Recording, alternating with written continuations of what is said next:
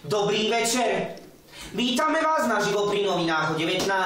a vítajú vás moderátori Jozef Bačo a Igor Onder.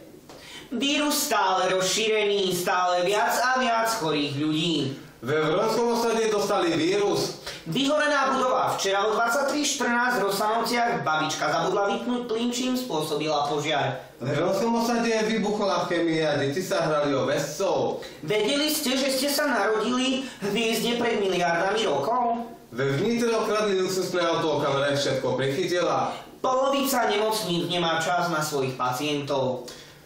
Čo o vašom vzťahu hovoria príspevky na Facebooku? Aj 3 týždne po ťažkej nehode ostávajú 2 ženy stále v nemocnici. Je takto malo problém, pilotom niekto oslepil. V košickej nemocnici zhorel pacient, dôvodom bolo zapálenie cigarety. Tiger zo zoologických záhradí zabil jednoho mladíka. V Senici sa rozhoduje o osude Paula Freša. V novej nemocnici sa narodil postihnutý chlapec. V novinách o 17.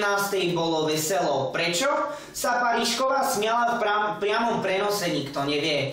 Psychiatrie nemajú peniaze. Cameron chce nálety na Irak, požiadal o súhlas parlament. Náš redaktor videl, ako Romovia jedia psov. V obehu je nová 10 eurovka, staré budú sťahovať z pokladní. Sledujete šport. Košice vyhrali nad Bratislavom 1-4.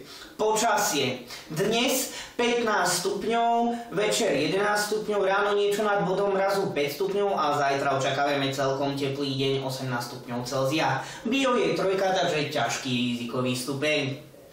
Po večerných hodinách si môžete pozrieť filmy naživo na stránkach Vojo.sk, priatelia. a Vevo.sk Fatmagul. Lúčia sa s vami priamo tu zo štúdia Vevo TV moderátori Jozef Bačo. a Igor Onder. Dovidenia. Dovidenia.